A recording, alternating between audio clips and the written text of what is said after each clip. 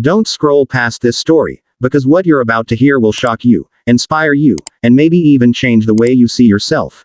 And if you love powerful stories of courage, betrayal, and redemption, make sure you subscribe right now, because we bring you the kinds of stories that will keep your heart racing and your mind hooked till the very last word. They called her Feather, because they said she was too light, too weak, too soft to ever fly a fighter jet, let alone be trusted with a space launch. And even though Lieutenant Alara Jameson had proven herself time and time again in simulations, in exams, and in every brutal test the Academy had thrown at her, the whispers always followed her like shadows she couldn't shake. Whispers that turned into laughter, mockery, and cold smiles when she passed through the hangar, where the men smirked and the women who had already hardened their hearts gave her that look of pity, the kind that dug deeper than words.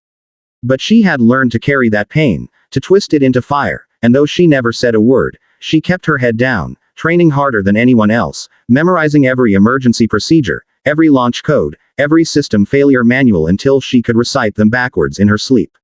They thought she was soft, but they didn't know that soft things, when pressed too hard, bend without breaking, and one day, when the pressure lifts, they spring back harder than steel. She earned her call sign in silence, Eagle-7 inches, though even that was mocked at first, because they said an eagle had to soar high and hunt with strength, and she was nothing more than a feather drifting on someone else's wind.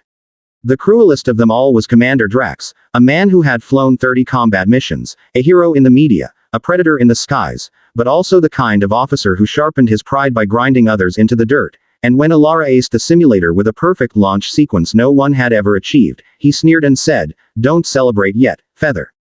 Simulations don't bleed. Real cockpits don't forgive." Those words sank into her like venom, but she refused to give him the satisfaction of a reaction, because deep down she knew, her day would come, the skies would open, and when they did, the world would see her for what she was.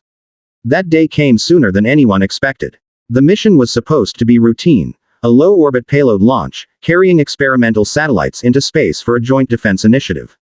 But routine missions are where overconfidence kills, and on launch morning, as the team prepared, Drax himself was scheduled to lead the mission, strutting through the hangar in his polished suit, barking orders like a king among peasants. Alara was on standby as support crew, her name barely on the roster, another shadow in the corner. And yet, fate is a trickster, and just minutes before the countdown, an emergency struck. Drax collapsed, a hidden cardiac issue no one had detected, leaving the crew in chaos. The tower scrambled, voices clashed, names were thrown around, and then, almost reluctantly, Alara's name surfaced, because she was the only qualified backup with a clearance high enough to take the seat. The crew hesitated. The colonel frowned. Some whispered, "Not Feather, anyone but Feather." And she stood there, heart pounding, waiting for the decision that would either bury her or raise her higher than the sky itself. Then the tower crackled, and the voice of the launch director cut through the noise. "Eagle-7, you're go for launch." For a heartbeat, no one moved. The mocking eyes froze, the sneers dissolved, and the words hung in the air like thunder rolling across mountains. Alara climbed into the cockpit, strapping in with hands that trembled not with fear but with the weight of everything she had endured. The countdown began, and in those moments, flashes of her past tore through her mind. The nights of loneliness, the insults, the bruises from training, the tears she had hidden from even herself, and then the roar of the engines drowned it all. The shuttle surged upward, gravity clawing at her chest, her vision narrowing, but she held steady, guiding the beast of metal and fire into the heavens. Cheers erupted in the tower, but not for her. At least, not yet. For them, it was relief the mission hadn't failed. But then came the twist no one saw coming.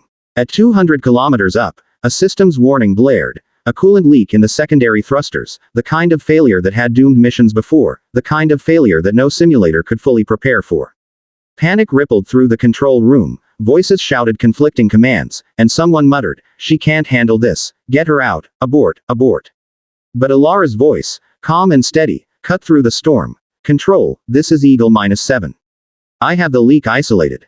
Rerouting thrusters manually." Silence. Then, disbelief. No one had ever tried that maneuver. It wasn't in the manual, it was something she had thought of on her own during those long nights of study, scribbling equations into notebooks no one cared to read.